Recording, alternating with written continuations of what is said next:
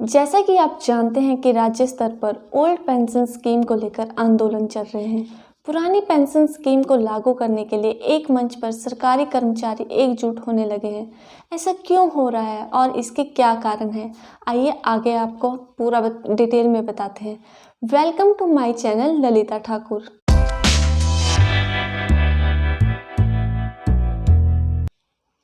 सबसे पहले आपको ये बता दूं कि ये ओपीएस एंड एनपीएस है क्या। ओपीएस मतलब ओल्ड पेंशन स्कीम। इस पेंशन को दरअसल 2003 में सरकार ने ख़त्म कर दिया था। पुरानी पेंशन योजना में कर्मचारी के आखिरी वेतन का 50% पेंशन होती थी। इसकी पूरी राशि का भुगतान सरकार करती थी। वही अगर बात की जाए एनपीएस स्कीम की, ये स्कीम 2004 में स्टार्ट की गई थी। इस स्कीम के हिसाब से जो 1 अप्रैल 2004 के बाद सरकारी नौकरी में शामिल हुए कर्मचारी अपनी सैलरी से 10% हिस्सा पेंशन के लिए योगदान करते हैं। इसके अलावा राज्य सरकार 14% योगदान देती है। अगर दोनों स्कीम्स को कंपेयर किया जाए तो ये एनपीएस स्कीम से कम फायदे मिलते हैं। इसमें कर्मचारियों का भविष्य सुरक्षित नहीं है। अगर ओपीएस में से कंपेयर किया जाए, रिटायर होने के बाद जो पैसा मिलेगा उस पर टैक्स देना पड़ेगा। हाँ, आप में से कई लोग ये भी सोच रहे होंगे कि मैं गवर्नमेंट फंड में ओपीएस से नुकसान के बारे में क्यों नहीं बोल रही।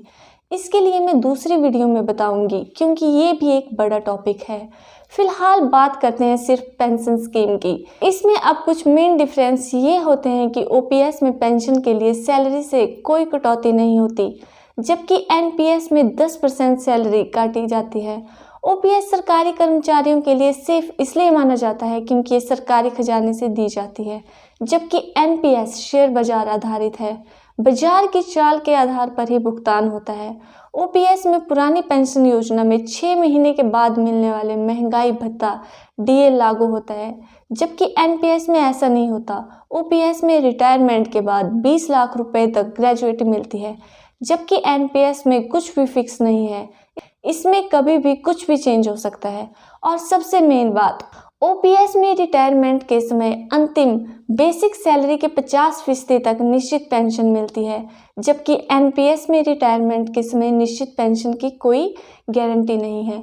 ओपीएस में 40% पेंशन कम्यूटेशन का प्रावधान है, जबकि एनपीएस में यह प्रावधान नहीं है।